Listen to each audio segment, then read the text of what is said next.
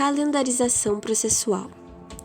A ciência do processo brasileiro é exclusivamente analítica, voltada apenas à fixação dos pontos estáticos da compreensão do sistema. Sendo assim, não basta compreender cientificamente as técnicas sobre aceleração processual, mas produzir tecnologias inovadoras de aceleração processual e a aprender a manipulá-las estrategicamente. A enorme quantidade de processos que assola o Poder Judiciário faz recair sobre os juízes um inédito dever de performance. Para que a instituição não exploda, é preciso, dentre de outras coisas, que ocorra um equilíbrio entre o número de demandas ajuizadas e o número de autos findos arquivos. Tal equilíbrio garante o bom desempenho organizacional com a rapidez no desfecho processual. Para isso, é indispensável que o juiz esteja adestrado e capacitado para mistérios com os quais não está tradicionalmente acostumado. Judiciando sob o palio da eficiência, ele tem de iniciar planejamentos estratégicos, liderança motivacional, capacidade mobilizadora, estatísticas, fixação e monitorização do alcance de metas, gestão computacional e controladoria, desempenhando uma administração científica da vara que atua. A utilização de publicações sucessivas. O término de um prazo para o autor já deflagra automaticamente o prazo superveniente para o réu.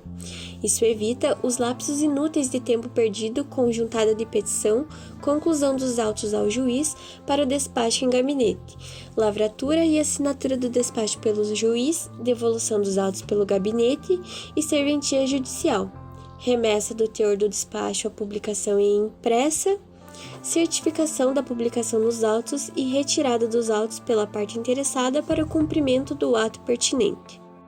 O impulso oficial sobre uma releitura, pois não se vê o juiz movimentando o procedimento de fase em fase. A força motriz da marcha processual deixa de estar nos despachos e passa a residir no auto inaugural que institui o cronograma. Um instrumento central para o controle do expediente cartorial passa a ser uma agenda.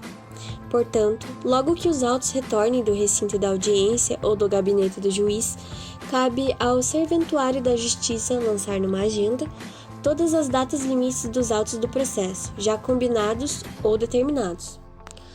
Daí em diante, deve organizar-se para que as respectivas petições estejam prontamente juntadas ao fim de que a parte contrária delas disponha e possa praticar os autos diligências que lhe competem.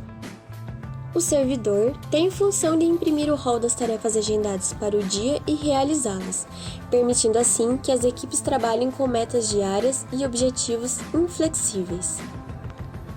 O cronograma, no entanto, ele não é rígido. Inúmeros imprevistos podem acontecer.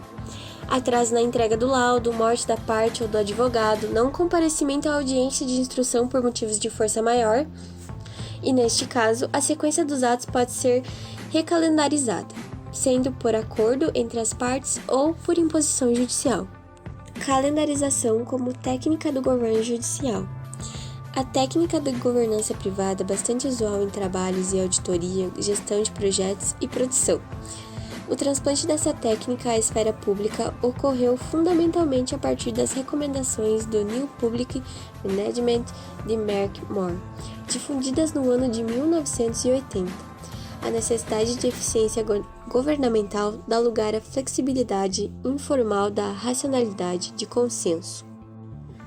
A técnica traz enormes benefícios, visto que destina à concretização do princípio constitucional da celebridade processual. Ainda assim, pode a parte não desejar a proferir que o trâmite processual se faça de modo mais lento e tradicional. Tal atitude pode partir de um réu que não tenha razão, fadado a perder, que apenas queira proletar o desfecho da causa. Neste caso, poderia o juiz sentir-se tentado a condenar o réu nas penas previstas à prática de litígio e de má-fé. Porém, as partes não são obrigadas a firmar acordos no processo. O exercício do poder negocial das partes é simplesmente facultativo, não é obrigatório.